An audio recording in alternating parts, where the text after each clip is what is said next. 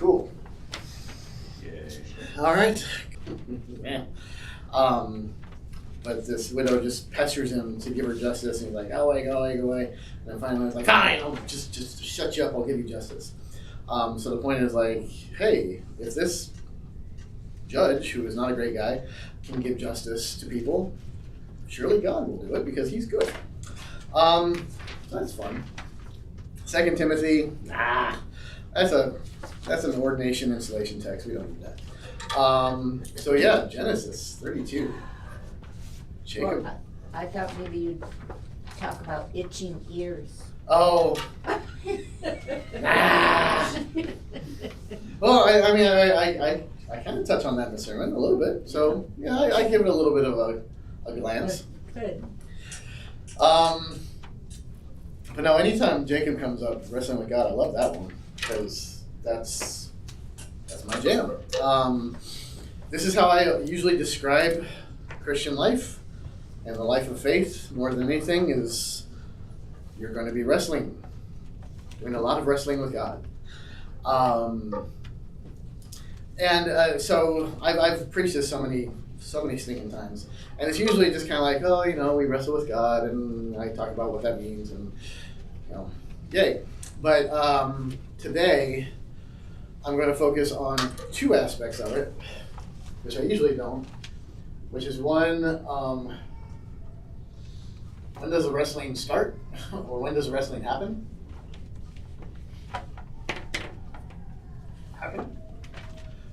And it hurts. Because I realize I never touch on the fact that God puts Jacob's hip out of joint. Like he taps him in the side, and he's like, So I take it God wins. No. Maybe That's what I was going to ask. That's the Who third wins the one. wrestling? God loses. I don't touch on that as much, but ultimately, I'll read the text. Some I never do. Same night, Jacob arose, took 2 of his wives, his 2 female servants, and his 11 children, crossed the ford of the Jabbok. He then took them and sent them across the stream, and everything else that he had. And Jacob was left all alone with them. And the man wrestled with him until the breaking of the day. When the man saw that he did not prevail against Jacob, he touched his hip socket, and Jacob's hip was put out of joint as he wrestled with him. Then he said, "Let me go, for the day has broken." But Jacob said, "I will not let you go unless you bless me." And he said to him, "What is your name?" And he said, "Jacob." And he said, "Your name shall no longer be called Jacob, but Israel, for you have striven with God and with men, and have prevailed." Then Jacob asked him, "Please tell me your name." But he said, "Why is it that you ask me my name?" And then he blessed him. And there he blessed him. So Jacob called the name of the place Peniel, saying, "For I have seen God face to face, and yet my life has been delivered." Jacob,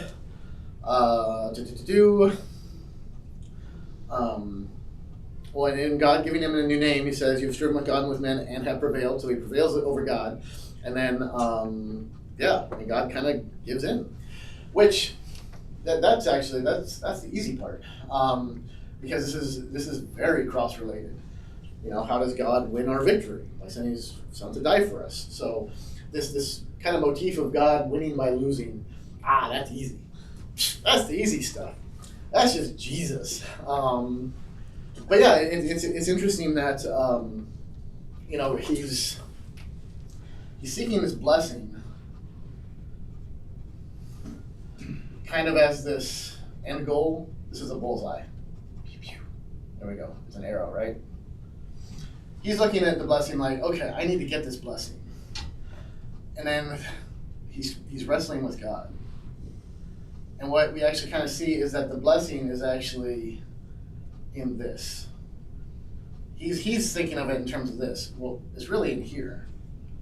And connecting with God giving up or losing, Jacob prevailing, in pain and suffering, but in getting a new identity. So there's a lot of weird stuff going on there. And I back up a little bit in the message where, why Why is Jacob wrestling? Or why does he want a blessing? Any thoughts? I mean, when we read it, like we pull it out for today, it's weird. Because we get, 8, 9 verses? He's already stolen one illegitimately. Right. So maybe he's thinking this is a redemption of sorts. Could be. Yeah, possible. Yeah, if you put a little bit of context in it, you get that. Right off the bat, though, I mean, it's just like he's alone, a dude shows up, wrestles, without any context whatsoever, and Jacob is like, give me a blessing. So, which is just weird, because, I mean, if some big dude showed up and started wrestling with me at night, I mean, the first thing after a whole night of wrestling, the first thing out of my mouth is not, I won't let you go until you bless me. I'd be like, get away. Like, just stop it. Go. So it's real bizarre. So I think this is me projecting, but I think Jacob knows who he's wrestling with. Even though he asked him his name, but I mean, everything Jacob would, like, the way he's approaching is like, he's asking for a blessing. Yeah, and it's just, and he definitely knows by the end, I've seen God face to face, and yet I've lived. Okay, fine. So he gets it. But, I don't know at what point he gets it. I think at some point he gets it, because it's just weird. But going back to that birthright thing, it's not just that. I mean, he has stolen a blessing and a birthright. But the fun thing is, so you've got, I'm not writing this stuff. You go back 20 years before that, like when the whole, stealing birthrights and tricking his dad and whatever. He leaves. In fact, his dad says, look, go away. go to Laban, your uncle, stay with him for a while. Maybe your brother chills out. Maybe he'll forget about this. He'll calm down and he won't want you dead. So just go. As he's leaving, he has this dream. God comes to him in a dream. This is where we get Jacob's ladder. He sees a vision of the angels going up and down this ladder. But, whenever you think of Jacob's dream, it's always Jacob's ladder. It's the ladder. But God talks to him and he says, here's my promise to you. I basically says, I will bless you. I will be with you. I will keep my promise to you. I will be with you until I fulfill this promise. And tied with that is he kind of goes back to the promise of, look, the land is going to be for you and your offspring. The promise that I gave to Abraham, to Isaac, your father. This is the promise I'm going, and the whole world will be blessed through you and your offspring.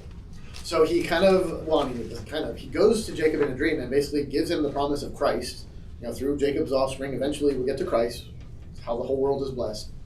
But he says, I will bless you. And I promise to do it.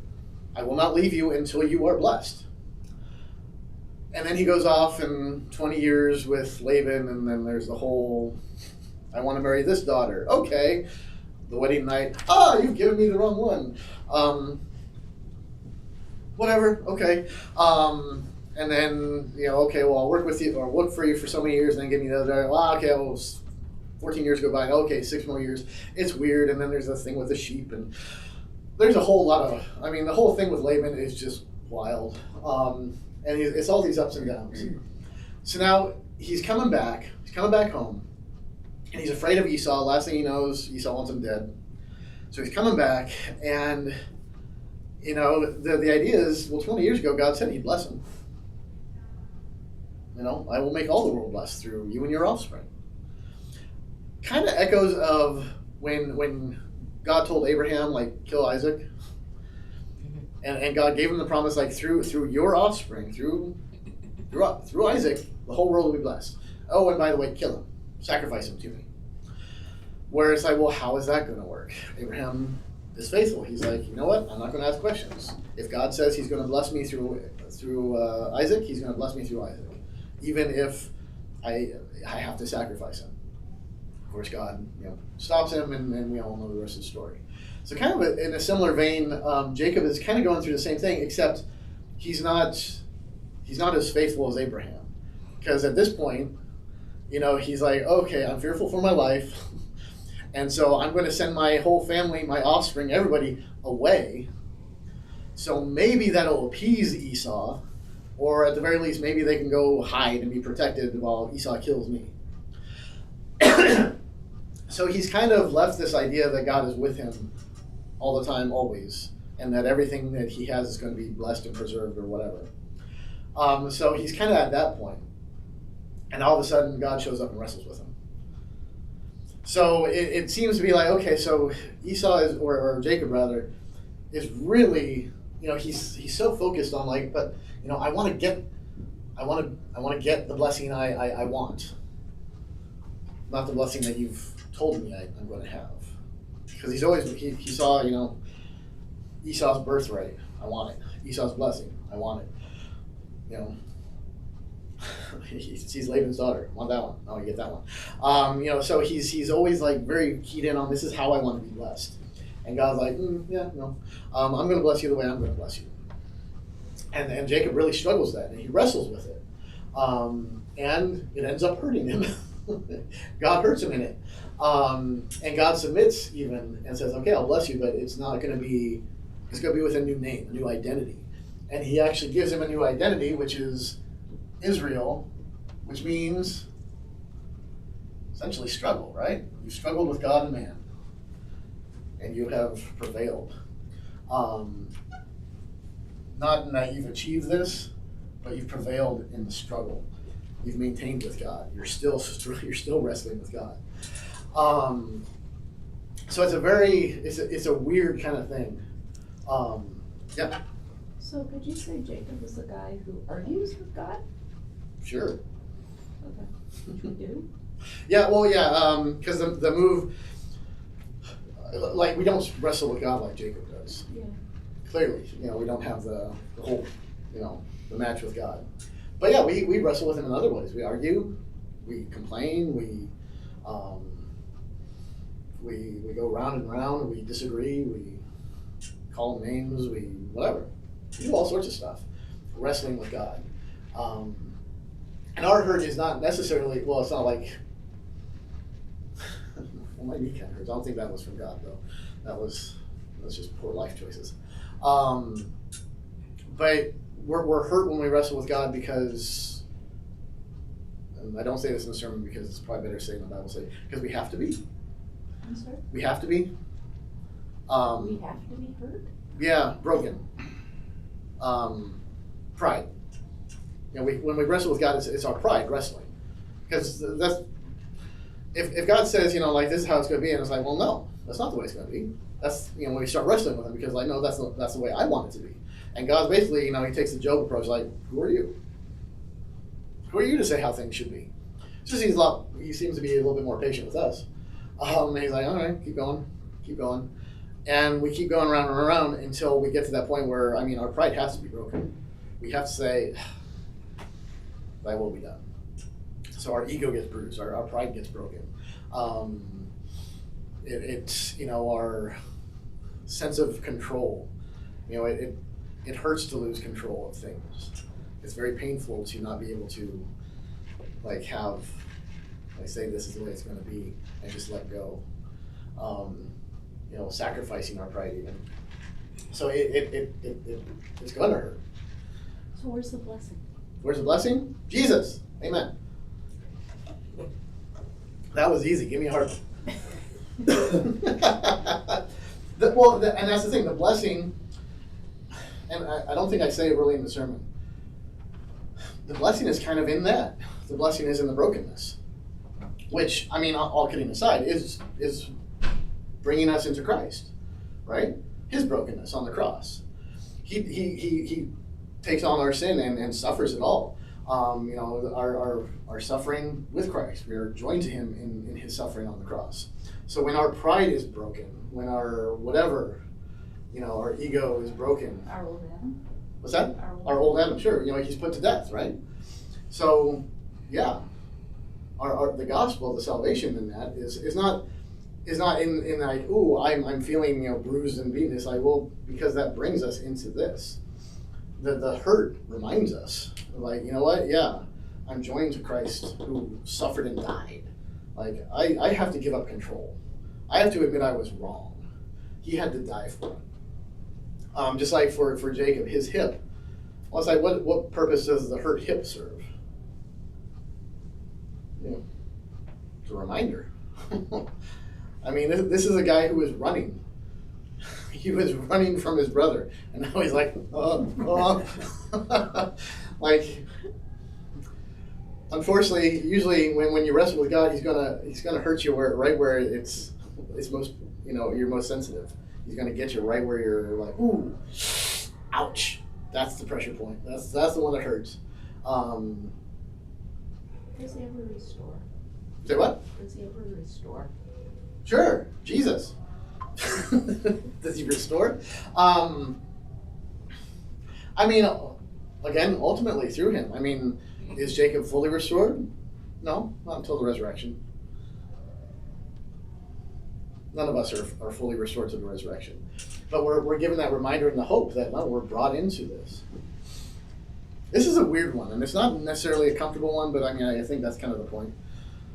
Is, it's weird to talk about God hurting us, but it's not, oh, it didn't make it into my final draft. The idea of I like, don't know what child is coming. when we wrestle with God, we're going to get hurt. Seems like such an offensive idea. Like, well, then why would I wrestle with God? Why should I spend time with God if I'm just going to get hurt in the end? Which is like saying, so you're going to deal with so you won't deal with God, you'll just deal with the world, and you're not going to get hurt. Like, or deal with yourself, and like, I'm going to forge my own path, and you're not going to get hurt that way. Just go to the local Christian bookstore and you can pick up any There you go. Christian, I'm gonna get better book. Well, and really, there's no comfort in that. Like, if I'm going to say I'm not going to wrestle with God, I'm going to decide how everything should be, and I'm going to be the decider of everything. My pride, my ego is intact. Awesome. I'm going to get everything I want. That's going to go well for me. I'm going to get hurt. I'm going to hurt myself. And who do I go for the comfort for there? I mean, I'm the one who did it. I've already screwed it up this bad. Where do I go? Trusting following whatever is out there, whatever else, the world, etc. All right, so that hurts you. Where's the comfort there? Like, no. With God, he's not doing it to hurt you. In fact, he's not really even the one doing the hurt. We're getting hurt because we're bringing our sinfulness, and it's the rock is. We're coming against the truth. We're coming against Christ, the cornerstone that crushes, because we're trying to do things that we should be doing. We're letting our pride lead the way, and so we get hurt. Yeah, but it's to bring us into that. It's weird. Yes. Did Jacob send his family away because he was trying to protect them or because he was a coward? Yes. Yes.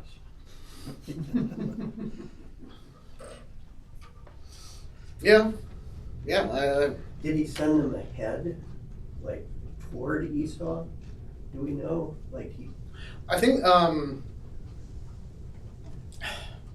See, I've heard it both ways, where it was like he sent him ahead across the river, because Jacob or Esau is pursuing him, so he sends him ahead. But I think that's just to. It's not necessarily like, I don't read it in terms of like, go ahead and save yourselves, but just like, here, put some distance so that way whatever Esau does to me, hopefully his bloodlust will be sated, and so when he sees you and finds you, it's like, okay, it's already been done, so there's no need to take it out on you. But I mean, either way, it's just he's a coward, sure. He's protecting them, hoping to, but he's not. He's living in the doubts of everything he's ever done. Yeah. I find it interesting that we get to this point, which is kind of where we left off on my Thursday study, so it's funny that we're circling around this again. Okay. But he dishonestly obtained a blessing. His entire life has been lived with that blessing, Sure. with him, even though it has not gone well, and 2 wives should be punishment enough for anybody, but apparently it didn't hurt enough. I say that out loud? I was thinking it. He just didn't say it. And now he's coming back, and you kind of wonder as he sends the family on, he knows Esau's coming, he's still not trusting that blessing. Right. He's still, so then you say, why does this guy show up in the wilderness? Well, from a real world perspective, I mean, bandits and robbers were all over the place anyway. That's not shocking. Sure. From a spiritual perspective, he's probably wrestling with, like, what the heck does this blessing mean in my life? Why am I doing it? And now all of a sudden he's got somebody fighting him. And he saw Jacob's ladder, like you said, we talk about the ladder, we don't talk about the guy who was at the top of the ladder who spoke to him. Mm-hmm. And maybe he remembered that as they're wrestling. Maybe he's going through that, and that's why he's sort of fighting his way through this and says, okay, bless me, you're here. Now I'm in trouble. I'm going to get killed when this guy shows up. I think the hard part is probably identifying Jacob as a spiritual guy. Because it's a lot easier to not. It's a lot easier to discount Jacob as like, nope, he's just a SOB who didn't trust anybody, who grabbed everything for himself, didn't care about God. God spoke to him a lot. And like even with with Laban and all that stuff, I mean, he was no stranger to God's activity. He listened to God. And you gotta figure. I mean, it was Abraham, Isaac, Jacob. It's just his grandfather. So within that family, that household, in those 2 generations, 3 generations, I mean, it's not like it's been 1,000 years. Like, oh, remember back in the day when God spoke to our great. It's like, no, he spoke to granddad. Like, in fact, Isaac is relaying to his son about like, hey, my granddad took me up to a mountain and almost killed me once. It's like it's in the lifetime. It's like it's the presence and promise of God is like it surrounds them. It's not like some long forgotten memory. It's like, no, this is active and present. But now he's going to face Esau with nothing but God's promises Right. to protect him, because he's certainly not going to be able to run, and he's not going to be able to fight. Yeah. His hip is So I mean, he is, gone. and this is where we get like all these fun little allusions of Christ. He's emptied out. He has nothing. He is given. He's given it all away. He has nothing, and now he contends with God. Jesus in the garden has emptied himself out and is contending with God. He wrestles with God in the garden, but he says, "Thy will be done." Jacob is like, "No, I have nothing, but I still want it all." And he's still determined, come hell or high water, to get exactly what he wants, how he wants it. And God is struggling with him. I mean, he loses. Was God really losing? Or was it, like when your 5-year-old wrestles with you and you're like, oh no, you got me, whatever. He's wrestling with God. that hurts too. He's still by the there. way. I'm just- Yeah. But yeah, Jacob is a spiritual guy, which I think makes this is probably where it gets real tough, is because we're like him. We're spiritual. We're here, right? We're at Sunday school. We're extra spiritual. We're not like those heathens who are just going to show up for church. We're at Sunday school, Dad. We're spiritual, and it's like and then we do the same stupid things he does. We wrestle with God. Why God? Why is this? Why not that? This is what I want, God. I'm not happy because you're not doing this right. You're not fixing this the way I want it to be fixed. This isn't supposed to be like that. Around and round and round. Our pride, our ego gets hurt. Our circumstances. We have to give up things. That's painful. If sometimes we're put in a position where it's like, well, I have a choice. I can either, I know what this route is wrong. I know this is not the God-pleasing way. Sometimes we have a good option where it's like, well, God would be fine either way. So flip a coin, whatever, I don't care. Then there's times where it's like, I know God wouldn't like this. I like this. This is my preferred option. Telling this person, giving him the finger and saying, I'm done with you, and, whatever, family member especially. Like, I'm done. Blah, blah, blah. Okay. Or, swallow your pride and admit you're wrong. seek forgiveness.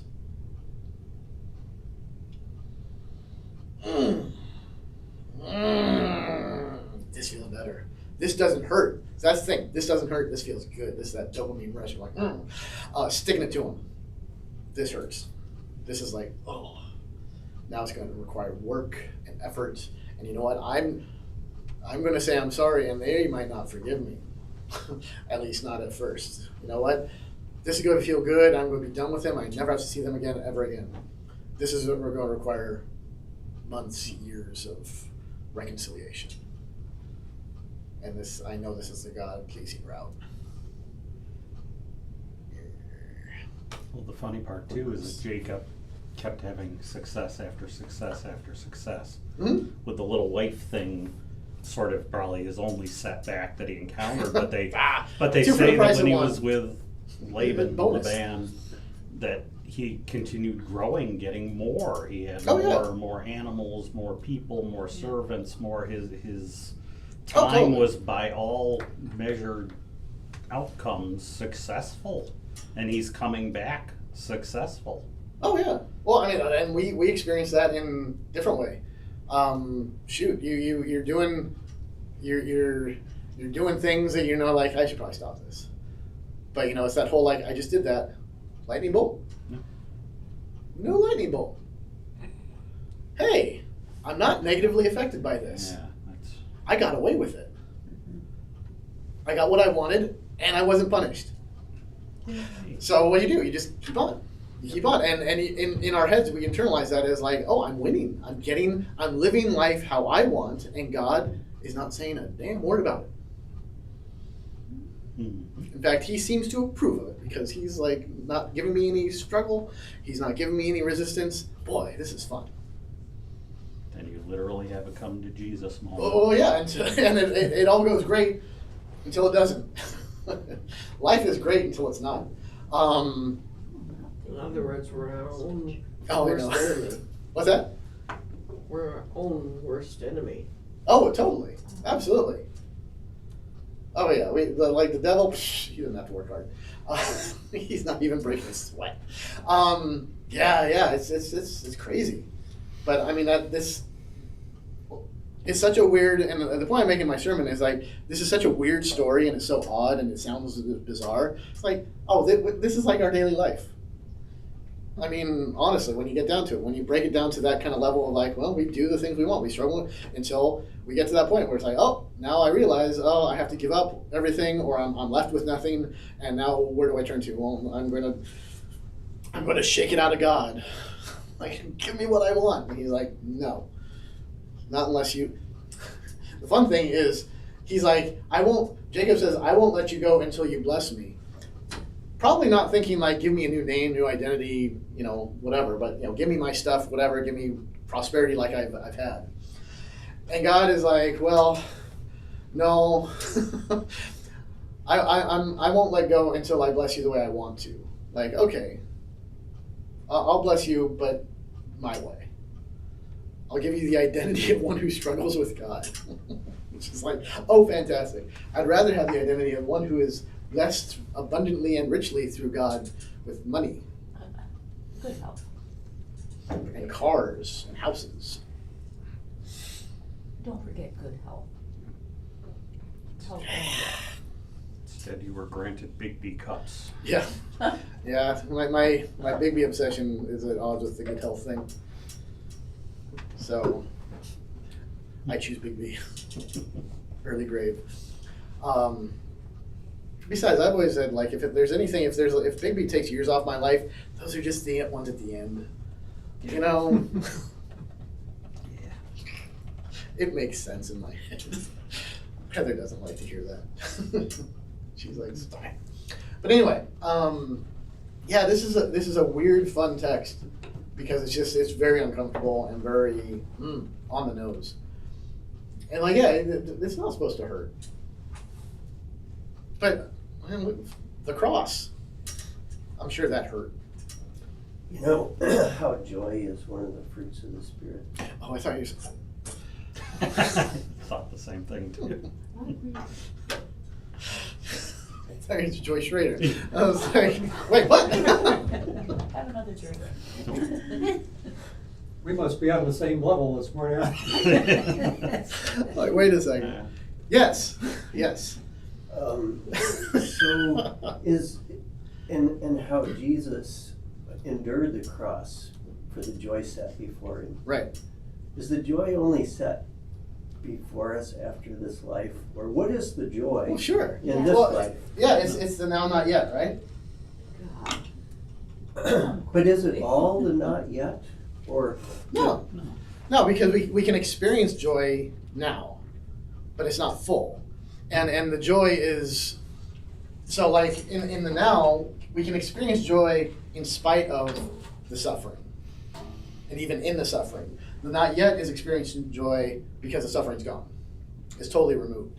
So it's just the suffering and the enduring things right now is because it's right now we're in it. The not yet part is like it's made full. And that promise is there's going to be a day when the joy is even more joyful because it is full and complete, because it's the suffering and all that is completely gone. So yeah, it's hard. Right now it's a joy with struggle. Then it'll be a joy without struggle. Because yeah, we even have to wrestle with that. Like, how do I rejoice in suffering?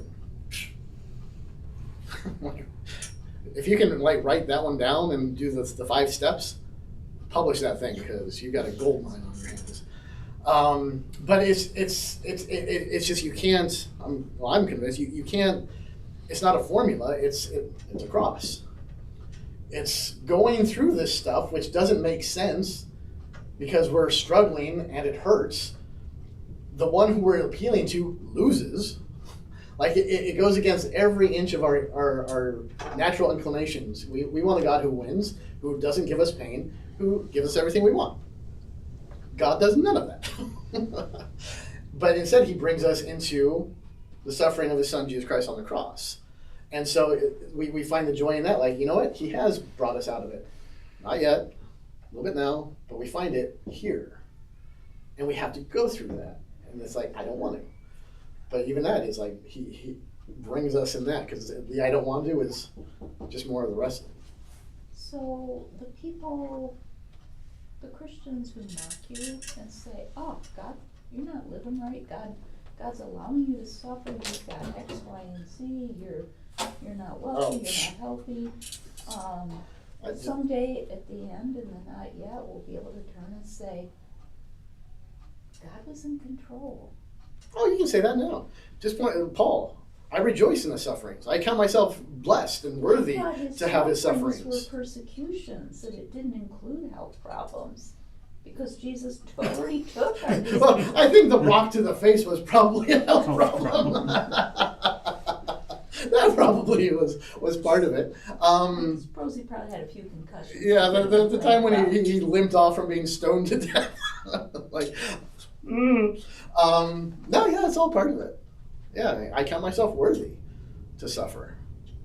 Yeah. Anybody? See, I don't even. If people are like, oh, you don't have enough faith, but honestly, it's like, just smile and nod. If you want to engage, go for it. Can I use the finger then? The sanctified finger of truth. Point to Jesus, right? That's the one you're talking about. Exactly. Point to Jesus. With my index finger. With yes. Sorry. No. This class is more like a support group. I've never used this class as my own personal therapy session, so I don't know what you're talking about. Well, let me tell you about my dad. How much time we got? Oh, we don't have enough time. Yeah.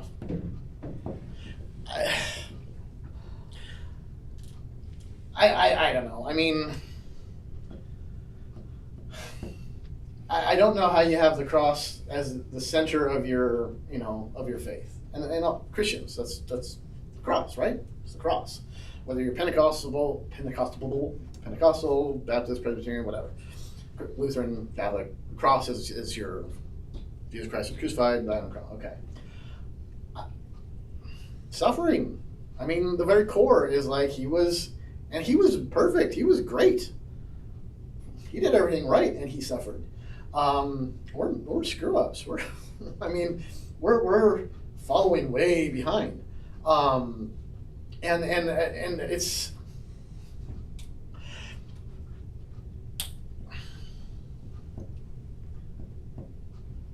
it always feels weird to say it because this isn't a good selling point. Like, you bring up a non-believer into this class right now. Like, just on the basis of this conversation, are they leaving here saying, sign me up? I mean, this is not a good sell. Thank you, Holy Spirit, for you being the one who gets to deal with that and not me. But I mean, honestly, if you just took what we're saying in here at face value, again, what is the alternative? No. Like, you're going to go live a life apart from God and not suffer and not hurt and not struggle?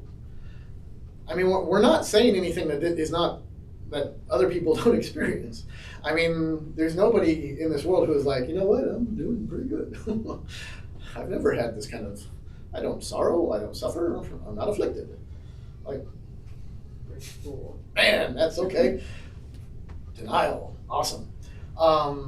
But yeah, we're not, this is not introducing anything that's not already out there. The thing it's introducing is comfort and hope and peace. And saying like, no, there's.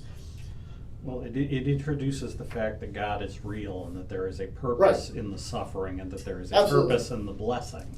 Even And though the that purpose they- is often hidden. that. God is hidden in all of those things, but Yeah. it's kind of, you used the word spiritual before, and I get it, and I know what you're talking about, but it's almost like, is God real or is he not? And I don't know if you define this as spiritual, but that's kind of the point, is for Jacob, God is real. He was a guy absolutely. he saw at the top of the ladder. Oh yeah. He's a guy he's sitting here wrestling with now, and if you ask people now, is God real, you get a lot of, Well, and that is where I think this is probably the most uncomfortable thing, is because you're talking about like Jacob dealt with God incarnationally in a sense, like physically, like. You know, we can talk about like I struggle with God in prayer. It's like, yes, we do, but that's like, well, I'm having this internal struggle. Incarnationally, though, we have hurts when we struggle with God, and those are like the pains that the broken relationships, whatever, and or the actual, I mean. When you're going through struggle, I mean, there's a physical toll. I don't know if you've noticed, or if you, maybe I'm the only one who's gone through this, where it's like you are physically ill and wounded and like traumatized by stuff that you go through. But yeah, it becomes like real, and like it leaves scars, damage. Like I deal with stuff all the time, like self-inflicted, all the way. Times where I've suffered and been afflicted because of my dumb choices. And some in particular where it's like, yeah, I still hurt and have the scars, and I still am like, why? Until God brings me like that one moment where somebody who has gone through the same thing, I'm like, oh my gosh, okay, let's talk. Because I know exactly what you're going through in my one weird little scenario of my life. It's like, well, even if it was just that one single solitary person, well, I guess there's purpose there. And I have to be, and then I wrestle with like, that was the purpose? Like I went through all that for one stinking person? I'm wrestling now. Like, thanks God for the 30 years of suffering for that one stinking lousy person. Meanwhile, God's like, oh, you mean that one sheep that I found that all of heaven rejoices because they repented? And I'm like, fine, you're right. Okay. I go back to my little cubby hole, pout for a while. But yeah, it's what's that? Jonah. Ah! Yes. But actually, the Jonah's a good example too. I mean, Jonah, you don't talk spiritual, you talk God is real. Oh yeah, Whether absolutely. you call him spiritual or not, God was real. So even when he was angry, even when he was impertinent, even when he was like, I'm not going to do this, God. Like, God is there. Yeah. God is real. And it's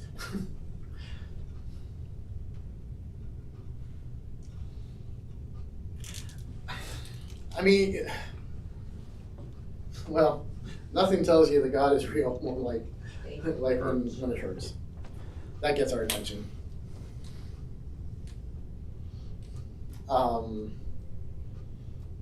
You know, that's kind of where the rubber hits the road a lot of times. And that's not to say that God isn't, you know, when the good times and God, We have an easier time reclassifying the good times. Oh, yeah. Times are good. I got that raise. Why? Because I'm good. Oh, I'm I deserve smart. it, I'm yeah. intelligent, man. I took care of that business. yeah, it's not God being like, oh wow, God is giving me what I don't deserve. He's Yeah. like, finally God took notice. We're on the same page now. No, it's like, yeah, when it's like, oh, ouch, because I'm realizing like, oh, there was consequences. Like, oh, that was wrong, what I've been doing and saying and living. Oh, oops. Yeah, that's where it gets real. Yay, fun stuff. It's gonna be a great message today, I'm sure. I hope you follow this with a lot of gospel. There's a little bit. Probably not enough, but it's there. But this is the gospel. This is the gospel. That right there is where the cross stands. Right there is where your Yeah, salvation. but I don't think I point that out enough in the sermon, so there's Well, but I mean, it's- You tried it out on I- this class. there we go. It's gonna sound a lot better in here than it does out there, because I spent all day yesterday trying to figure out how I was gonna say it, and I didn't finish it up until 6 this morning, so. Then you ought to start it's 2 good. weeks in advance, so you know what we Oh, said. please. Would it make you I feel nowhere better near if I that said it prepared. didn't sound all that good in here either? Hey. Yeah. Take it out there. Let's pray, let's do the Pentecostal thing, and pray Pastor Sean's given the words, the wisdom, to bring the gospel so that people hear it and they're encouraged in their faith. Fine. Well, Sometimes you just gotta pray. That's my prayer before the sermon when I'm kneeling down like, God, don't let me screw this up. Don't let me screw this up. Please let somebody take something away from this today. And if not, then sorry. At least there's communion to save my butt. All right. We don't have that in the bulletin. Ready, pray. Isn't that part of If the you didn't liturgy? like the sermon, just hang